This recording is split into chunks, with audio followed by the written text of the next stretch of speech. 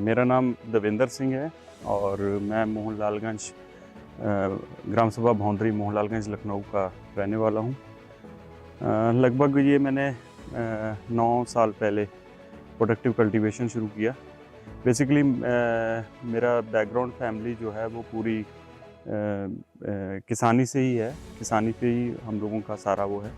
तो 2015-16 में ये आया कि हम थोड़ा इसको हटके करें, तो फिर प्रोडक्टिव कल्टीवेशन में आए। तो मैंने एक पॉली हाउस लगाया जिसमें बेल पेपर उगाया मैंने, रेड येलो पेपर, और फिर तब से चल रहा है।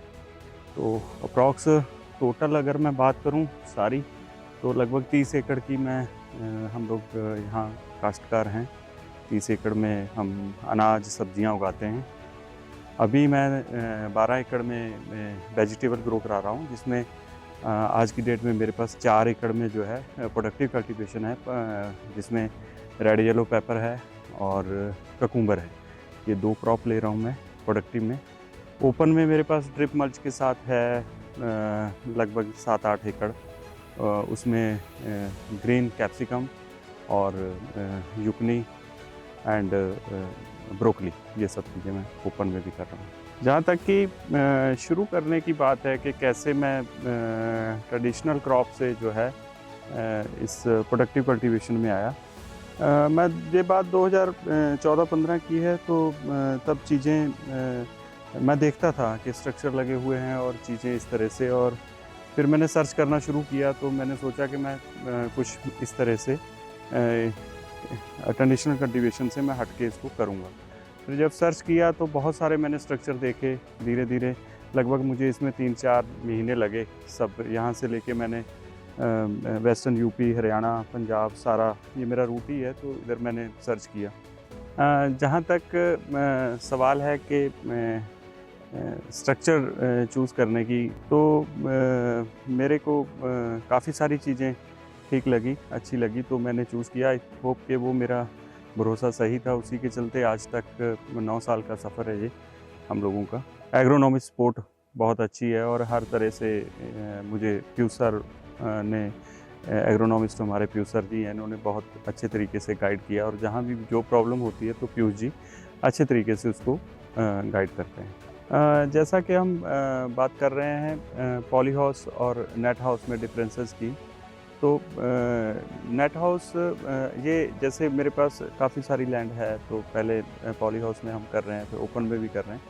तो अभी मैंने ये आपको डिसाइड करना पड़ेगा कि कौन सी सॉइल किस चीज़ के लिए।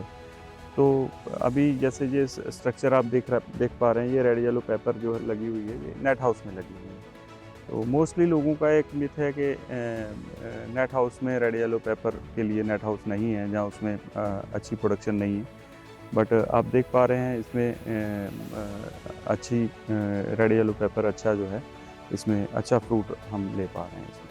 बाकी यहाँ तक स्ट्रक्चर की बात है, अगर हम पॉली हाउस के कंपेयर करें नेट हाउस को, तो नेट हाउस एक लो कॉस्ट स्ट्रक्चर है, जिसमें आप जो है कम पैसा लगा करके एक शुरुआत कर सकते हैं 1 एकड़ से या 2 एकड़ से। आगे मेरा एक्सपेंड करने की मेरा प्लानिंग बनी, तो फिर ये था कि पॉली हाउस का स्ट्रक्चर काफ़ी कॉस्टली जा रहा था, तो उस हिसाब से ये मेरे पास एक लैंड थी जिस पे मैं चाह रहा था कि कुछ हम कम पैसे में एक स्ट्रक्चर बनाएं। एग्री फास्ट टीम से हमारा डिस्कशन हुआ, फिर हम लोगों ने मिलके एक सॉल्यूशन निकाला कि इसमें हम नेट हाउस पे जाएंगे। यहाँ ड्रेनेज अच्छी थी, सॉइल अच्छी थी, तो हम यहाँ पे नेट हाउस में हमने यहाँ पे लगाया। और इसमें एग्री फास्ट टीम की हमेशा सपोर्ट बनी रही है, चाहे वो एग्रोनॉमिक सपोर्ट हो, चाहे वो आफ्टर सेल सपोर्ट हो। तो उन्होंने हमेशा हर तरह से अच्छी सपोर्ट मेरी की है। जैसे रेड येलो पेपर है इसमें, तो अभी तक सब अच्छा जा रहा है, अच्छी क्रॉप जा रही है। अब आने वाले टाइम में जो है नेक्स्ट स्ट्रक्चर में मेलन हो गया, ब्रिंजल हो गया, इसके लिए भी हम तैयारी ले रहे हैं कि इस लो कॉस्ट स्ट्रक्चर में हम ये सब चीज़ें भी कर सकते हैं। तो अगर आप अच्छे से सीख के और आप अच्छे तरीके से इसको पूरा टाइम देते हैं और आपके साथ एग्रोनॉमिक सपोर्ट अच्छी है और तो मेरे ख्याल से कोई चीज़ जो है कठिन नहीं है, वो बड़ी स्मूथली चीज़ें हो जाती हैं। बेड प्रेपरेशन से लेकर के लास्ट डे तक इसमें आपको डे बाय डे इसमें काम करना है। जैसे ट्रांसप्लांट के बाद फिर फर्टिगेशन किस तरह से, उसके बाद फिर प्लांट जैसे जैसे ग्रो करता है, एवरी डे इसमें हर तरीके से जो है आपको इसमें काम करना है। और उसके बाद हार्वेस्टिंग स्टेज है, उस पे कौन सा फर्टिगेशन चाहिए, किस तरह से पौधे की केयर करनी है डे बाय डे, कब इसकी प्रोनिंग होनी है, कब इसको आपने कौन सी खाद देनी है, तो किस तरह से आपको इसको टेरेसिंग वायर पे ले जाना है ना। तो ये सब छोटी छोटी चीज़ें हैं कि आप पौधे का किस तरह से रख रखाव कर रहे हैं, तो उसी तरह से पौधा आपको प्रोडक्शन देता है। तो इन सब के लिए आपको जो है इसमें पूरा समय देने पड़ेगा, सुबह से लेकर शाम के 5-6 बजे तक। जब तक आपके वर्कर काम कर रहे हैं तो आपको उनके साथ रहना पड़ेगा और आपको चीज़ें समझनी पड़ेंगी। बाकी इसमें आप जब भी आएँ तो एक अच्छे माइंडसेट के साथ आएँ और आपको टाइम देना पड़ेगा इसमें।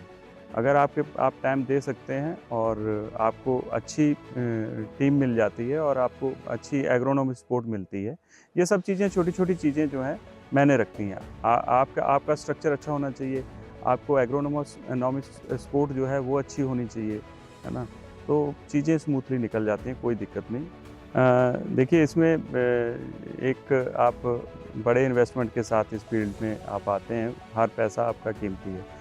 तो मेरी इसमें अगर आप तो नए आने वाले फार्मर्स को यही सलाह है कि आप अच्छे लोगों से जो इस फील्ड के अच्छी तरह जानकारी रखते हैं उनसे, उनकी सलाह से ही इसमें आइए। अन्यथा आप बहुत सारे लोग आते हैं और साल 2 साल में स्ट्रक्चर जो है उनका बंद हो जाता है। वो सॉइल, वहाँ दसियों तरह की प्रॉब्लम रहती हैं, उनकी सॉइल में प्रॉब्लम है, उनके स्ट्रक्चर में प्रॉब्लम है। तो सबसे पहले तो आपको